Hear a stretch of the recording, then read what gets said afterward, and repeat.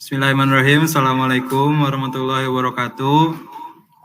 Sebelumnya kami dari kelompok 6 untuk mata kuliah pemrograman visual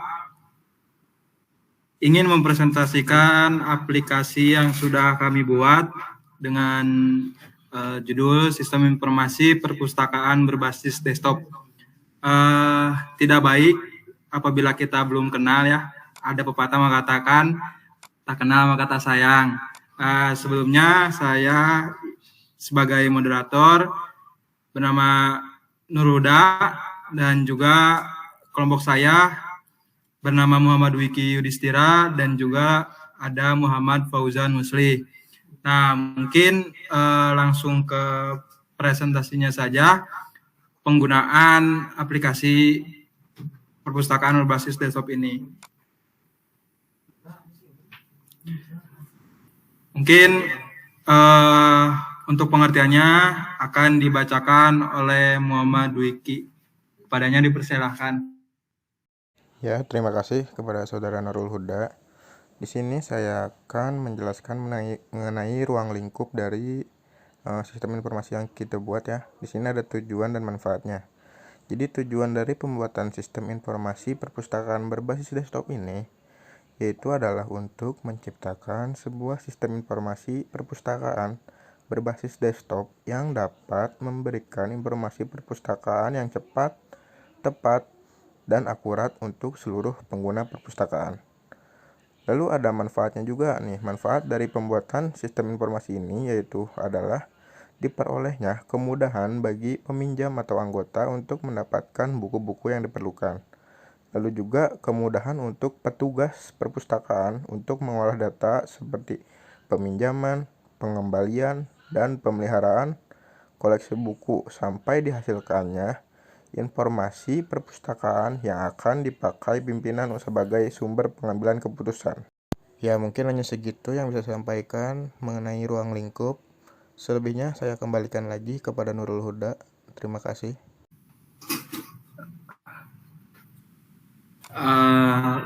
Terima kasih kepada Muhammad Wiki. Langsung saja ke aplikasinya.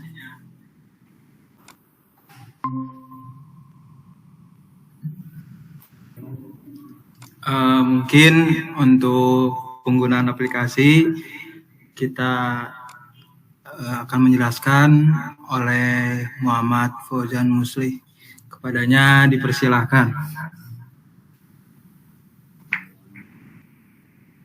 Oke, di sini saya akan menjelaskan mengenai tentang aplikasi dari segi login dan desktop ya. Untuk login, tampilannya seperti ini, sangat sederhana sekali. Jika kita memasukkan username dan password yang salah, dulu kelompok 6. Dan jika kita masukkan password yang salah, akan memunculkan tampilan seperti ini. Jadi nama pengguna atau kata sandi Anda salah. Nah, jika kita memasukkan username dan password yang benar, akan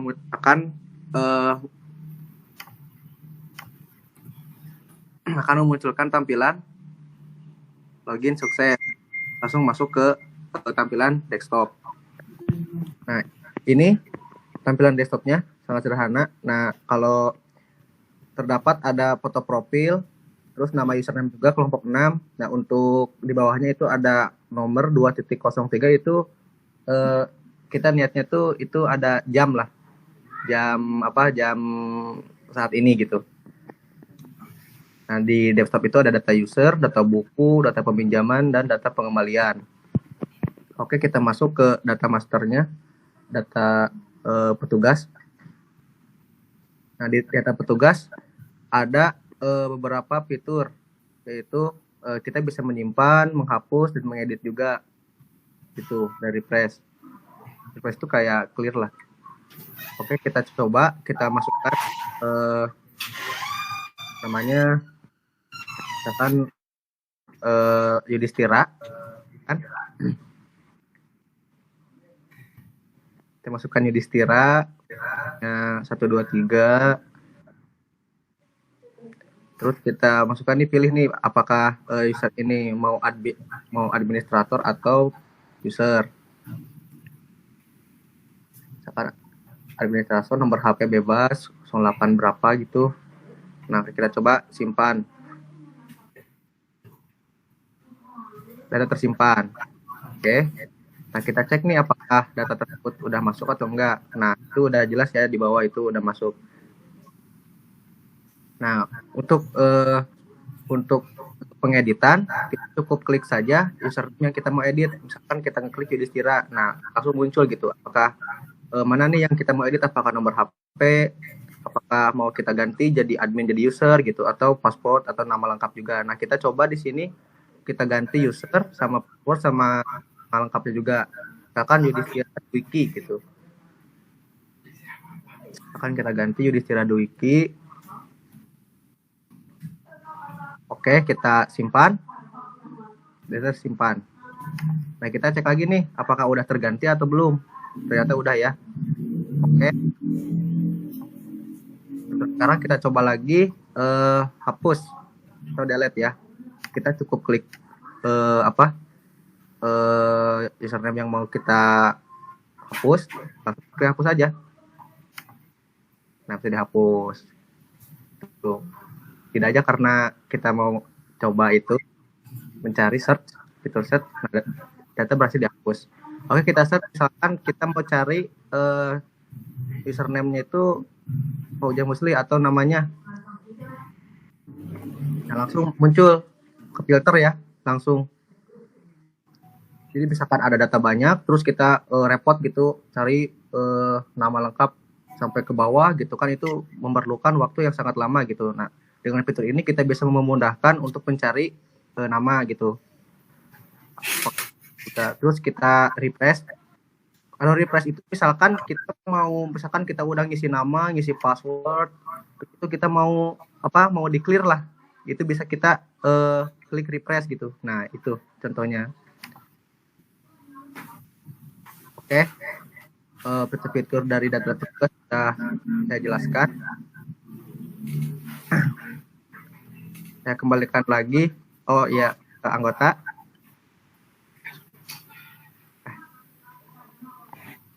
Oke, saya kembalikan lagi ke moderator. Terima kasih. Ya, terima kasih untuk saudara Paujan. Mungkin untuk yang selanjutnya yaitu data anggota. Nah, data anggota ini masih sama ya, seperti data pegawai sebelumnya. Di situ ada ID user, ada nama, ada nomor handphone, ada juga jenis kelamin, sama ada alamat. Nah, ini ada ID A004, yaitu diambil dari A003 sebelumnya.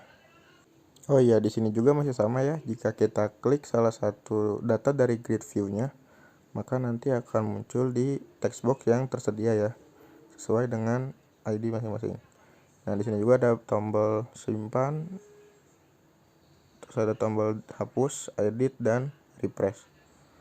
Nah, kita coba ya, kita ganti ininya jadi A004 lagi.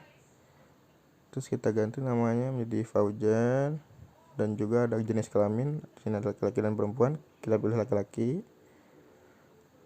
Lalu ada nomor handphone. Kita ketikkan nomor handphonenya. Dan juga di sini ada alamat. Kita coba alamatnya Perum Griasri ya. Nah,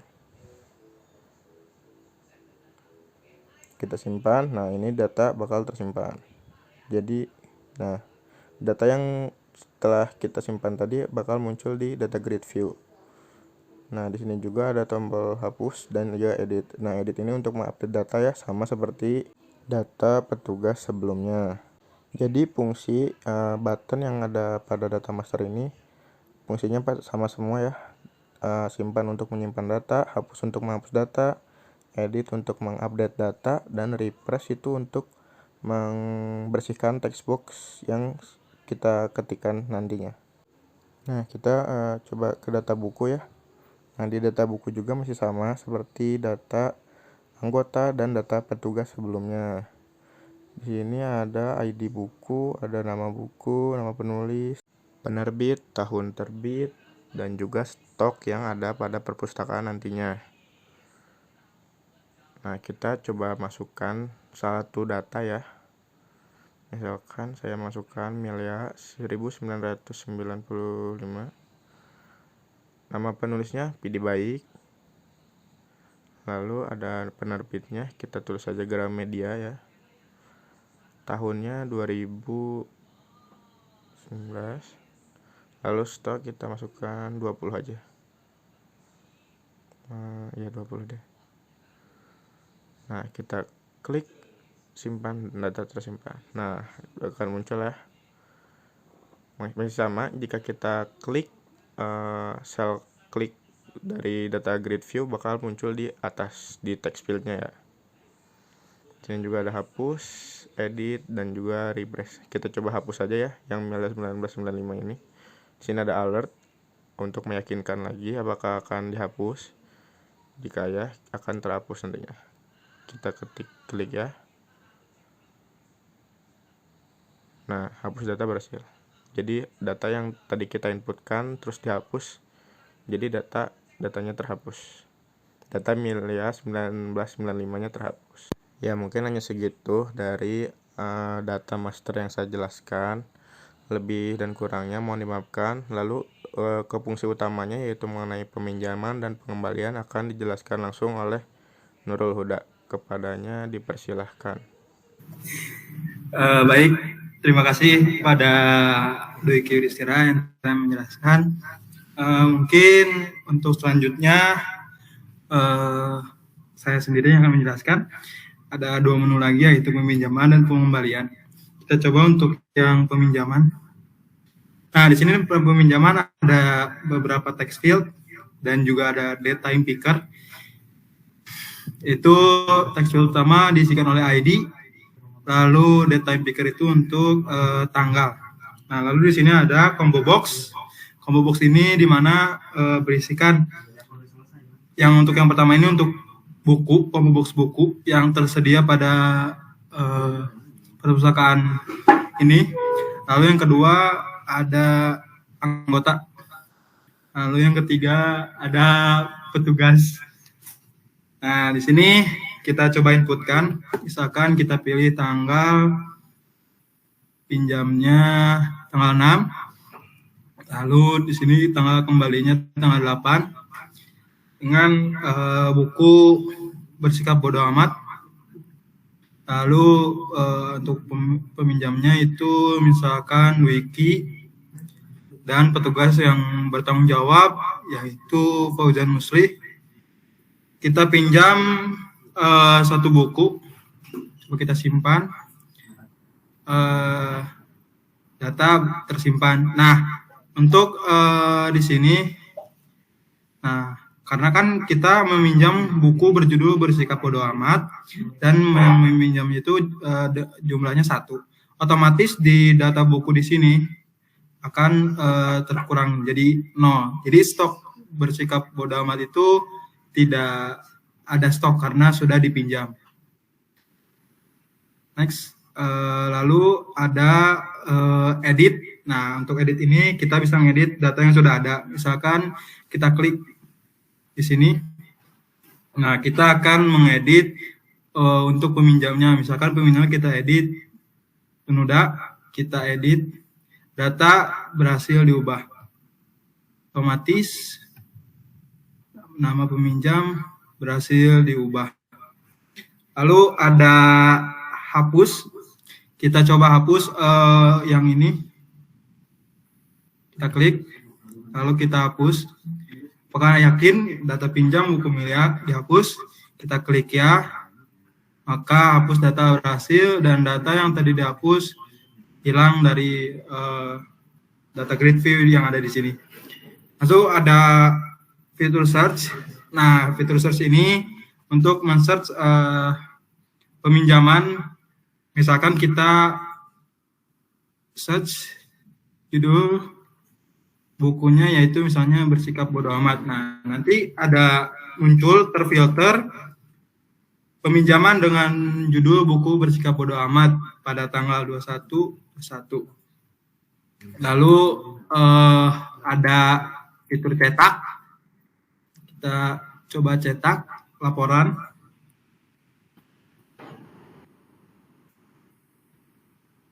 Nah, di sini misalkan contoh kita ingin mencetak buku bersikap bodo amat. Coba search, apakah ada? Nah, ternyata muncul terfilter bahwa untuk mencetaknya judulnya bersikap bodo amat, jumlahnya 1. Untuk pengelola perpustakaannya itu Fauzan Musli yang bertanggung jawab seperti tadi. Lalu untuk ingin melihat laporan semuanya, kita bisa klik soal. Nah, seperti ini. Next, ke menu pengembalian. Nah, di menu pengembalian ini kita bisa menginputkan data apabila si peminjam sudah mengembalikan buku itu. Misalkan pada tanggal 8, jumlahnya 1, nama bukunya bersikap bodo amat, lalu peminjamnya Nuda, dan penanggung jawabnya itu Fauzan Musli. Nah, kita coba simpan, data tersimpan. Ini datanya, dan kita coba lihat di data buku apakah, nah ternyata di sini berhasil, jadi stoknya kembali menjadi 1. Lalu ada fitur edit, kita coba edit yang tadi, kita self klik saja, ketik muncul. Nah, kita ganti namanya ini menjadi Dwiki. Kita edit, data tersimpan, maka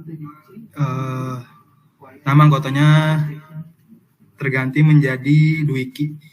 Lalu kita juga bisa klik ini untuk menghapus. Kita coba hapus. Bersikap bodo amat. Ya, hapus data berhasil. Kita cek apakah dihapus. Ya, ternyata berhasil dihapus. Lalu ada cetak juga. Nah, di sini kita coba untuk mencetak pengembalian buku dengan nama bersikap bodo amat. Kita search. Nah, ternyata ada nama pengembaliannya KB 007, tanggal pengembaliannya tanggal 1 Januari, judulnya bersikap bodo amat, nama anggotanya Nuda yang meminjamnya, nama petugas yang bertanggungjawabnya Fauzan Musli. Nah, untuk mencetak semua data pengembalian, kita bisa klik soal. Nah, di sini tampil data yang pengembalian yang sudah-sudah. Next, mungkin segitu untuk presentasi dari kelompok kami. Mohon maaf apabila masih ada kekurangan atau programnya masih ada yang error mungkin. Terima kasih. Wassalamualaikum warahmatullahi wabarakatuh.